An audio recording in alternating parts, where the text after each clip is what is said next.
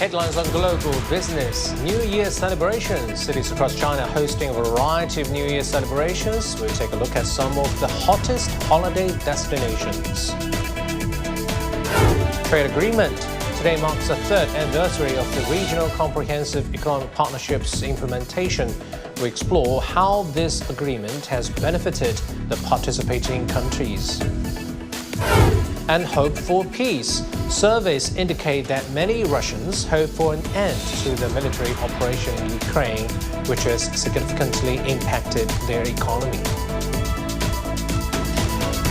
Hello and welcome to Global Business here on CGTN. We're coming to you live from the new CGTN News Studio in Beijing. I'm Zheng Junfeng.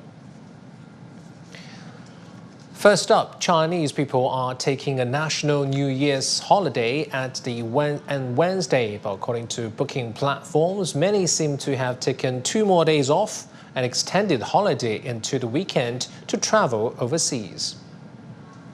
China's booking site Fliggy saw an 80% increase in total outbound travel bookings from Wednesday to Sunday. Meanwhile, overseas car rental orders on Fliggy surged 40% on year, with growing interest in flexible road trips in North America and along the coasts of Australia and some Southeast Asian islands. As for domestic tourist winter sports and sightseeing tours in Northeast China remain popular. New Year celebration activities in big cities such as the fireworks in Hong Kong and traditional Hanfu parades in Xi'an were also a big draw. As we enter the new year, let's take a look at some of the current consumption trends in China. Our reporter Olivia He is live on the scene in Beijing. Hi, Olivia, what insights do you have for us?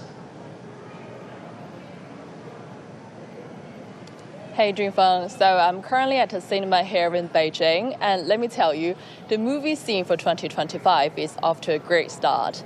The box office revenue for the films released on New Year's Day has already hit over 100 million yuan. The heavy hitters right now are Big World, Sheep Without a Shepherd 3, and Honey Money Phony. For the whole of 2024, China's total box office revenue reached 42.5 billion yuan. And it's not just movies that are experiencing a surge. Shopping is also thriving in Beijing. Consumers are flocking to major fresh food supermarkets, with some locations recording over 10,000 shoppers daily. Shopping districts are alive with exciting exhibitions and promotions. On December 31st, Meituan, a leading e-commerce platform in China, reported an impressive 80% increase in searches for New Year's Eve parties, restaurants, and attractions. Moreover, interest in hot springs has risen by nearly 60% in the past month, particularly among families. People are also eager for winter experiences, as skiing and winter wonderland destinations continue to attract visitors around the New Year period. And looking back at last year's economy, President Xi Jinping mentioned in his New Year address that we saw a nice rebound, with GDP projected to exceed 130 trillion yuan and grain production surpassing 700 million tons. New industries and technology are starting to meet local needs better. For the first time, the production of new energy vehicles surpassed 10 million units. We're also seeing progress in areas like integrated circuits, artificial intelligence, and quantum communication. On top of that, improvements in pensions, lower mortgage rates, and better access to healthcare have made life better for many people. So yeah, that's all I have. And Happy New Year, everyone. Wishing you an amazing 2025. And now it's back to you, Junfeng. Thanks for bringing that report. That's Olivia He for us on New Year's Day. Generation Z has become one of the main forces driving consumption in China, and their demands are unique. Guo Tianqi explores animation, comic, and gaming merchandise, which are among the most popular types of goods bought by young people. 谷子 or goods in English is a general term for animation, comic, and gaming products, including blind boxes, badges, and dolls of virtual characters.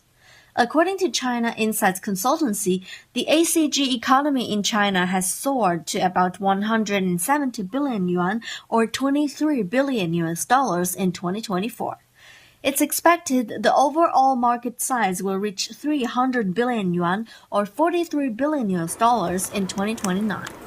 Animation, comics, and games have become the hottest common topics among the young people, and these exquisite goods became their currency.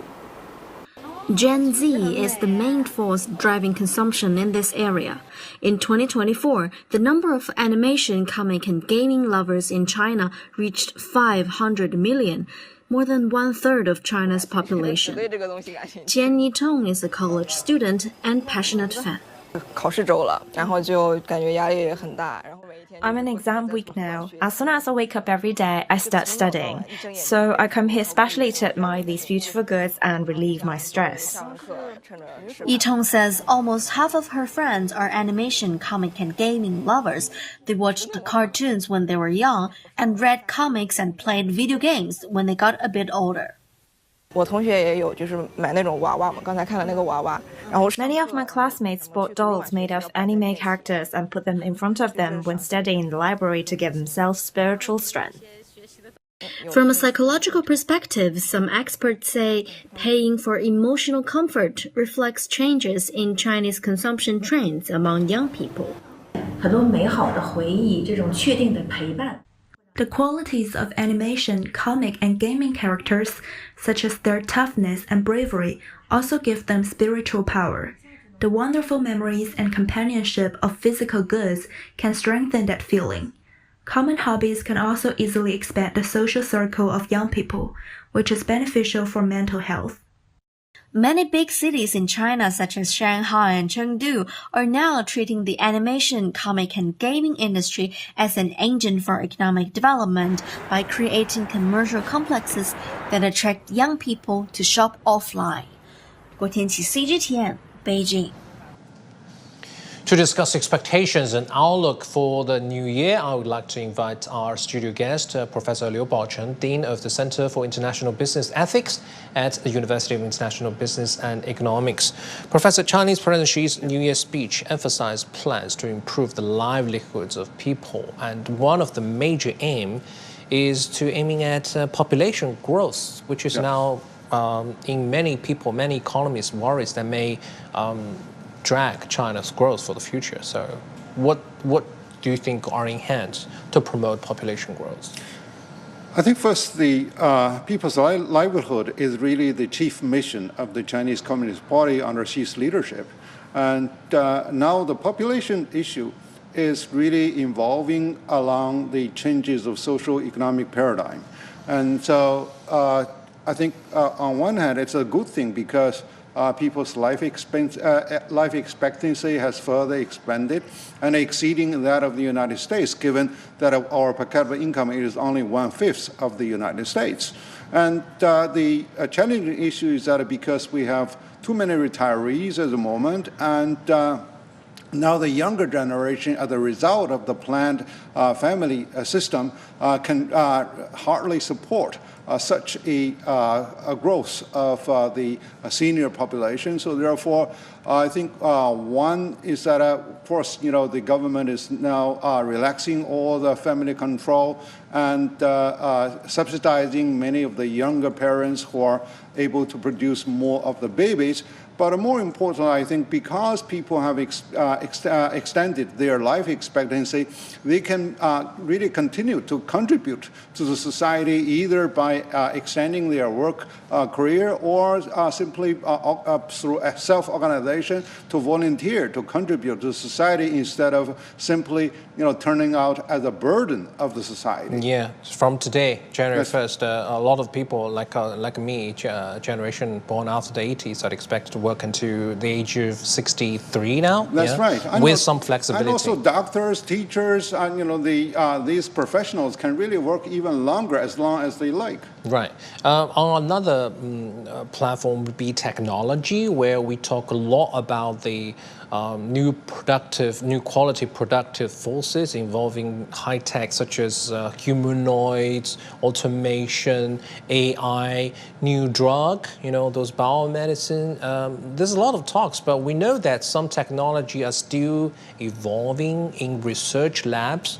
But what about some really feasible technologies that can be applied to really drive growth for 2025? Yes, for the past almost 5 decades, China almost emulated the technology that is already available either through the purchase of patent or taking advantage of the off-shelf technologies, which is very legitimate. And the beauty of Chinese economic growth lies in the application of such sort of technology. Now we are really moving into the frontier research level, so therefore the self-development. That's right, through the self-development and indigenous innovation. So therefore, the government, businesses, and research labs needs to really to team up to make some breakthroughs. And of course, being self-sufficient does not mean that we are really closing our door. We need to continue to explore avenues to work with the rest of the world in the scientific period, and also with multinationals, and also the dialogue with politicians around the world. Yeah, because because after all, any technology advancement is really a contribution to the humankind advancement. Of course, yeah. That's right. Finally, because technology also has a very long supply chain, and we should have no borders for the supply chain. Right. And President Xi's speech also talked about the need for transformation, because we need to face a lot of domestic and especially external challenges in 2025, a lot of political uncertainties, geopolitical uncertainties, and trade tariffs. So what do you think China have in our toolkit to face those challenges? Well, for such a strong economy with a size in the global arena, and particularly when it's rise in the global preeminence, so it is very natural to receive a lot of more pressures, both at home and abroad. And at home, we need really to get full-fledged towards the Chinese-style modernization through the high-quality development by boosting more of the infrastructure soundness. And immediately, we need to provide better job opportunities, particularly for the younger generation, and also provide more of the social welfare to the general people, and then improve the regulatory environment for private businesses. And overseas, given the protectionist sentiment going over there, one is that China continue to maintain dialogue and smooth out some of the hurdles that is possibly to be removed. And also, we need to seek diversification over the global marketplace. So after all, as long as we get stronger in our economy, no one can really beat China. Right. The logic is right, I think. It just depends on the details. On the management, on the strategy, and also on the implementation. Yeah, on carrying on the operations. Thank you so much, Professor Liu. We'll have more discussion with you later on in the program. Sure. Now, China's first energy law takes effect today. The law gives energy planning a legal structure for the first time, emphasizing its guiding role in national energy development. Yu Li has more details. The energy law aims to support the development and utilization of renewable energy and increase the proportion of non-fossil energy consumption. It encourages individuals and businesses to adopt a green and low-carbon production attitude and lifestyle. The law formally integrates hydrogen, previously classified as hazardous chemicals, into the energy management system. For the first time, hydrogen is recognized as energy under national law, clarifying its energy attribute and opening up chances to promote the development of the hydrogen energy business. The law also defines the legal significance of green electricity certificates and supports increased green electricity use throughout society. Green electricity certificates, or GECs, were piloted in 2017 to build a renewable electricity market-based mechanism. GECs are the sole way to validate renewable energy production and consumption. According to official figures, China had issued 3.55 billion GECs by October 2024. One says the energy law will promote the transformation of energy security. The energy law sets the order of importance for developing and using fossil fuels and green energy. It also makes it clearer which energy type is more important for development and use, and it makes it easier to switch to non-fossil energy in a safe, reliable, and orderly way. Experts say, as the core and regulating law in the energy industry, the energy law has constructed the institutional system for green and low-carbon energy development. Now that the energy law is in effect, China has an almost full system for regulating energy. The nation already has the electricity law, coal law, renewable energy law, and energy conservation law, among other laws, rules, and administrative regulations. According to the experts, the energy law is more comprehensive than those separate laws, spelling out how different types of energy should be used and giving basic rules for making sure that the growth of all types of energy is coordinated. Yu Li, CGTN, Beijing. For more insights on the impact and implementation of China's first energy law, let's bring in our guest Gary Lee, Head of Property Management at ESG Consultancy and Sustainability CBRE China. Gary, thanks for joining us on this New Year's Day. How will the new energy law, which aims to make energy usage cleaner, more efficient in homes and offices, impact the construction industry and also the real estate industry? Yeah, as the world's largest manufacturer and consumer energy, China lacks a kind of foundation and overarching law. The energy law will fill this legislative gap, which is of great and profound significance for further solidifying the legal foundation of the energy system, ensuring our national energy security. Take the real estate industry I'm working on, for example. Buildings are responsible for 37% of global carbon emissions, and 34% of energy demand. The pressure is on. Reducing environmental impact is a priority for companies across China. Commercial real estate investors, occupiers, and the business will likely develop the plans to decarbonize the portfolio quickly and at a scale. Right. Can you give us some examples of new energy technologies being used in China's construction sector, and what are the prospects for the future development? Yeah, of course, China's practical application of new energy technologies in the building industry is increasing. And the development prospects are broad in future, especially in the areas of solar PV, wind energy, hydrogen energy, and biomass energy.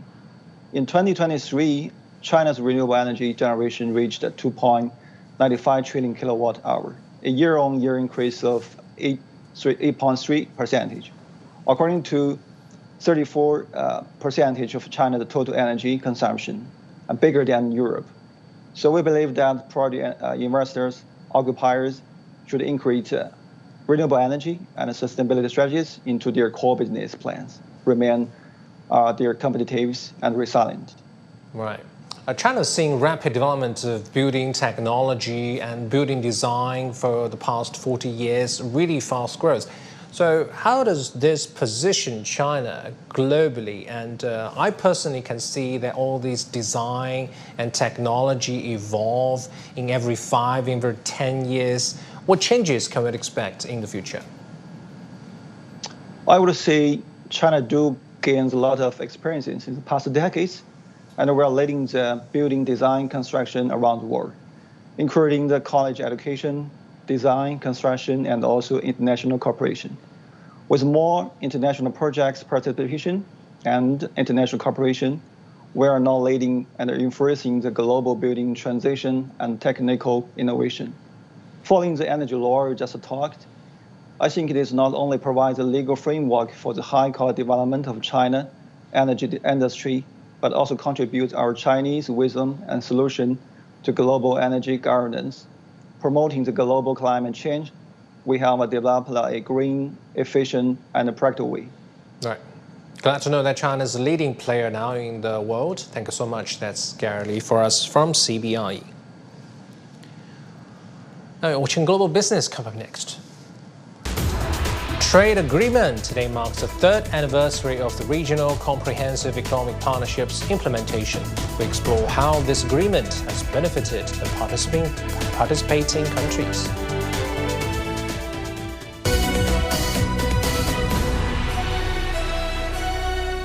The world economy as we know it is about to change.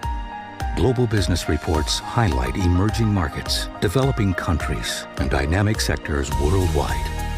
We feature top analysts and newsmakers to provide perspectives on every facet of business. From an on-the-ground perspective, we provide you with balanced and objective assessments. Fast, sharp, and insightful. Global business, only on CGTN.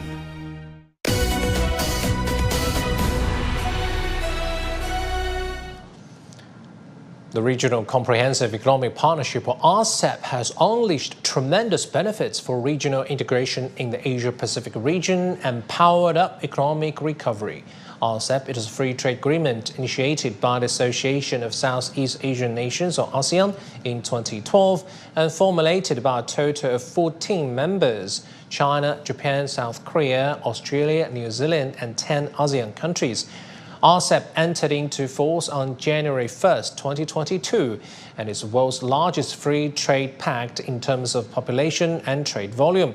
People from RCEP member countries believe it has effectively stimulated the vitality of regional cooperation and proved that open development and free trade are conducive to economic growth and market prosperity in the region.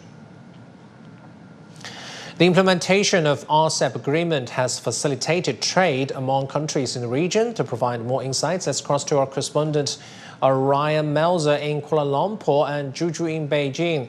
Ryan, to you first. Thanks for joining us on the New Year's Day. How important is the boost that RCEP is providing to trade and investment between ASEAN countries and China? Yes, well, analysts suggest that the boost to global trade from RCEP could be around $200 billion, and that the largest beneficiary in terms of absolute dollar figures is China, unsurprisingly, with the biggest economy, but also that several ASEAN countries, namely Malaysia, Thailand, Indonesia, and Vietnam, are also significant beneficiaries as well, seeing a boost to their GDP of at least 0.5%. But it's somewhat difficult to quantify the boost that RCEP has given to China-ASEAN trade and investment, since China and ASEAN already enjoy a free trade agreement. Since the advent of the Belt and Road, we've seen huge influx of Chinese investment into the region. We saw China being ASEAN's #1 trading partner for a number of years. And then just before RCEP took effect, ASEAN became China's #1 trading partner as well. But undoubtedly, there are tangible benefits. There's the harmonization and streamlining of regulations, which makes it cheaper for Chinese and Malaysian business and ASEAN businesses to do business in each other's countries, to trade, to invest. And it's especially beneficial to small and medium enterprises. There's further reductions in tariffs and non-tariff barriers, sort of sneaky protectionism as well. And there's further integration of what's already quite integrated supply chains between ASEAN and China, especially in the electronics sector. And that's because of something called the Rules of Origin, which stipulates that supplies or ingredients from any of the RCEP countries be deemed as local products, basically, and therefore they meet the local content requirements and therefore are eligible for tariff relief. So that's greatly streamlining and integrating supply chains. But on the intangible side, what we're seeing is a further integration of China and ASEAN economies, further closening of the relationship between them, as well as with the other partner countries, as well as seeing China and ASEAN upholding the global trading system, the multilateral trading system, and trade liberalization, particularly in the face of growing protectionism from the likes of the US. So that's an intangible benefit of RCEP as well. Right. I think, Ryan, common citizens like me, myself, also benefited from this in my own house. I could easily discover products from Southeast Asia, from fruits like durian, to clothing, to electronic products. So thanks for the report. And Juju, in what ways has RCEP contributed to economic growth in the region? Thank you, Rinfeng. Like you said, RCEP is the world's largest free trade agreement in terms of its population and also trade volume of its member countries. Over 90% of goods trading within the region will eventually achieve zero tariffs. And among all of these members, China is the largest economy. It accounts for about 60% of the region's GDP, 49% of its exports, and 42% of its imports. In 2022 and 2023 alone, China's trade with other RCEP members accounted for over 30% of its total foreign trade. And according to data from the Foreign Ministry, in the first 3 quarters of last year, China's trade with other RCEP members rose by 4.5% year-on-year. Moving forward, the International Monetary Fund predicts that from 2023 to 2029, the GDP growth of the RCEP region will reach over $10 trillion. That is roughly 1.4 times the GDP growth of the US and 2.6 times that of the EU during the same period. Meanwhile, many companies in the RCEP region have benefited. Take a listen. A report by consulting firm Deloitte shows that in the first half of 2024, the overall transaction volume of micro multinational companies in RCEP countries and regions surged by 190% year-on-year. We see quite a fair bit of increase, especially with our cross-border declaration services. In terms of the service declaration itself, it's much simpler and easier. One of the very important business that we are looking at is the importer of records. With RCEP, we actually see net new revenue growth of 10 to 15% from this area. He added that RCEP's measures such as gradually eliminating tariffs on 90% of goods and expanding the opening of services trade have reduced trade barriers between member countries. First itself, we have a big conglomerate of high-tech companies in China that is working with us now. They're very interested to bring all their products into ASEAN country. And we have helped them to leverage on the RCEP framework so that they can reduce in terms of tax and make the whole trade itself much easier. Through preferential tariffs among South Korea, China, Japan, Southeast Asia, Australia, New Zealand, and other RCEP member countries, enterprises can not only save costs, but also get more benefits in terms of technology and market development. The Chinese Academy of International Trade and Economic Cooperation of the Ministry of Commerce conducted a survey of nearly 2,300 Chinese companies. More than 3/4 of these companies said the business environment in their areas has improved, and over half of the companies recognized the positive impact RCEP has had on their operations. Companies in the eastern and central regions have felt these benefits more strongly. Zhu, CGTN, Beijing. That's our reporters Zhu in Beijing, Mel Reiser from Malaysia. Today marks the 15th anniversary of the launch of the China-ASEAN Free Trade Area. Let's take a look at how it has strengthened economic ties between China and the Association of Southeast Asian Nations. For 15 consecutive years, China has remained ASEAN's largest trading partner. In the first 11 months of 2024, bilateral trade reached nearly 6.3 trillion yuan, approximately $860 billion, up 8.6% on a yearly basis. Meanwhile, ASEAN is expected to maintain its economic momentum. According to a recent assessment by the ASEAN Plot 3 Macroeconomic Research Office, a think tank, the Southeast Asian bloc is projected to achieve a growth rate of 4.7% in 2024 and 4.9% in 2025. For more discussion on regional trade ties, let's bring back Professor Liu Baocheng from UIBE. Professor, in October 2024, China have already finished the discussion with ASEAN countries, 10 ASEAN countries, to conclude talks on a new version of Free Trade Pact. So that's the third version, right? Yeah, so we upgraded to another version with less and less products not concluded in the zero tariff, right? What does that mean for bilateral trade? Well, over the years, we have noticed the mushrooming of regional trade agreements in compensating the deficiency of WTO as the multilateral trading system.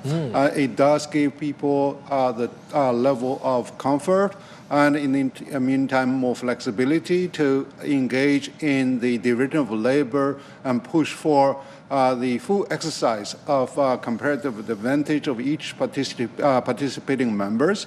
And now, actually, in 2010, 15 years ago, China entered into CAFTA, the China Free Trade Agreement with ASEAN. And then 3 years ago, China became officially the member of Regional Comprehensive Economic Partnership, which is the RCEP. And people, business, and nations really benefit a great deal. We noticed that year on year, actually, the growth rate has really maintained more than double of each of the countries' GDP growth rate. And this does not only really bring the economic benefit by enriching people's life and reducing the cost of doing business through the reduction of tariff, but also it really gave people the sense of security, and also through further engagement, it enhances people's trust level. And that is also why this region remains the locomotive of global economic growth through the peace and prosperity. So I think that this is really incredible. And this really also advances China's further step to join the CPTPP, which is really composed primarily of the Chinese trading partners within RCEP. Right. China is now facing uncertainties of trade with the U.S. and EU, with U.S. President-elect Donald Trump threatening tariffs on China after his inauguration. We don't know if it's 10% or 60%. There are headlines every day, and there's EU's tariffs on Chinese new energy products, including new energy cars. We have negotiations. We don't know if two sides can reach a deal or compromise or what. So how can China deal with these tariffs or imminent threat of tariffs? Well, I think no politicians can really completely change the landscape of interdependence of major economies. From 2018, Trump made several attempts, which was followed by Joe Biden. But our economic trade actually noticed a spike in 2021 of nearly 15% growth rate. So therefore, it is really the people, it is really the business leaders who are there to decide, which one they should trade with, which are really the host country for their investment. So I think that's set. But of course, the intervention of political maneuverability does really have negative impact, and that is why China is there to diversify its market, and more importantly, by deepening the cooperation with the existing partners. For example, with ASEAN countries, we're not only reducing tariff, but rather we are smoothing out more of the custom procedures and the quarantine and the quality inspection service to reduce the cost of doing business. And also we are teaming up with e-commerce, with green technology, and also on the joint research in improving seeds to farming technologies, etc. So therefore, as long as we are able to maintain domestically a strong the investment environment, and also to forge a friendly relationship with trading partners, and I do not think that the rhetorics of politicians can really have far too unmanageable impact on such sort of pattern. Yeah, so economics is economics. That's right. President Xi mentioned in his New Year speech, he mentioned the importance of trading with the global south. And you mentioned it's important to mitigate these uncertainties with stronger trade ties with other regions of China, so other regions of the world. So how can these partnerships with ASEAN and other parts of the world help China deal with uncertainties with the U.S. and Well, the Europe? conception of global south has really evolved along different historical stages. Now it really refers to a far larger countries that covers the many Asian countries, Latin American people, and also Africans, etc. Middle East, yeah, Middle East. So I think now because there is a growing polarization between the global south and global north, and China's firmly stand with the global south to demand first their rights for development within the global platform, and then China is really engaging with the Belt and Road Initiative to improve the infrastructure and facilitate trade and investment. So this really over the past 10 years, particularly since the BRI, we have really won a great credit within these countries, and now China is there to further making more efforts to work with them, and this will definitely there to improve the global investment environment. Of course, global North can really also take advantage of such, like building the Chenkai port. It is really many American companies really would love to see its completion and its full utilization, etc. So it is really the public goods that China is really contributing to help the global south, and also to make a showcase to many other global south countries, is that this is the way we can grow, and this is the way we can grow together on a fair, equitable, and inclusive basis. Yeah, this is the right direction to go, and that's right. It's going to be a very long term, right? Yeah. Thank you so much. That's Professor Liu Baocheng from the UIBE. Thank you for being with us. Let's move on to some other global headlines we're tracking at this hour. Russia's gas flow through Ukraine has been seized on New Year's Day, marking the collapse of a crucial contract that once fueled Moscow's economy and provided vital transit fees to Kyiv. This signals the end of a long-standing energy relationship that has grown increasingly strained. Britain's energy price cap is expected to climb another 3% in April, pushing annual household bills to £1,785. Analysts at Cornwell Insight warn that geopolitical tensions, including ongoing conflict in Ukraine and uncertainties in the Middle East, are likely to keep energy costs high. Boeing is on track to become the biggest loser of 2024 on the Dow Jones Index, which, with its stock tumbling to 32%. As rival Airbus soared 11%, S&P 500 posted a 23% gain. Boeing struggled through a series of crises, with production woes and costly acquisition compounding the challenges. Polls show that Russians are hoping to see an increase in wages and pensions in 2025, as well as an end to the country's 3-year-long conflict with Ukraine, as a military operation has had a significant impact on the domestic economy. CGTN's Dasha Chonichova has more. Russians are saying goodbye to 2024 across 11 time zones of this vast country. And many say they hope the new year will mean a better life for ordinary Russians. According to public opinion polls, most Russians want to see an increase in wages and pensions, and also the end of what Russia calls its special military operation in Ukraine, which has heavily impacted the country's economy. Inflation is at 9.5%, more than double the central bank's target of 4%. By the New Year's holiday, products like butter and red caviar, key ingredients in festive cooking, became symbols of price growth. The price of butter rose by more than 25%, and red caviar breached the psychological mark of $100 per kilogram. This even as the country's central bank has kept lending rate on hold at an unprecedented 21%. When asked what changes they want to see next year, 33% of those polled said they hope to see Russia's operation in Ukraine end with Russian victory. Other responses included improvements in the economy, stabilization of prices and tariffs, income growth, and an improved position for Russia on the world stage. Wrapping up 2024, only 17% of those polled believed the year was better for Russia than 2023. 30% said it has been worse, and for another 44%, it was just the same. All eyes now on President Putin's New Year address, which may set the tone for 2025 for millions of Russians. Dasha Chernysova, CGTN, Moscow. People around the world are ringing in the new year. New Zealand was the first country to welcome the new year. The Sky Tower in Auckland lit up with fireworks and lights. Nearby in Australia, shining sparks spread across Sydney Harbour. And in Japan, people visited temples to make bell-ringing wishes. Khalifa Tower in United Arab Emirates, Dubai, shone at midnight with dazzling lights and fireworks behind the world's tallest buildings.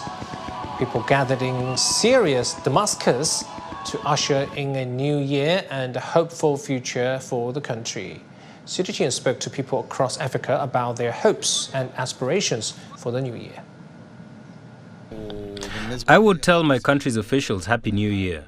I wish you good health and that together we can achieve all that we need and that everything would be better for Egypt. I'm hoping to grow myself. I'm hoping to go back to school, finish my master's degree and upgrade. I'm also hoping to become a better man, family man. For me personally, my hopes for 2025 is to grow in terms of financially, my craft, and maybe finding maybe a wife, maybe, I think so. I just want to expand in every area I can, and then to touch lives. The situation of the country, we can see how things are on a daily basis.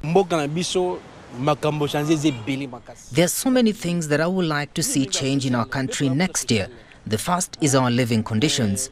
There's a Congolese musician who sang a song in Swahili titled, "What Are the Citizens Requesting?" He's called Wazekwa. Basically, people want to get more money to live decent lives. 2025 is still making its way across different time zones around the world. As we conclude this edition of Global Business, we leave you with some magnificent scenes from different nations ringing in the new year. I'm Judy in Beijing. Happy New Year to you and stay tuned to CGTN.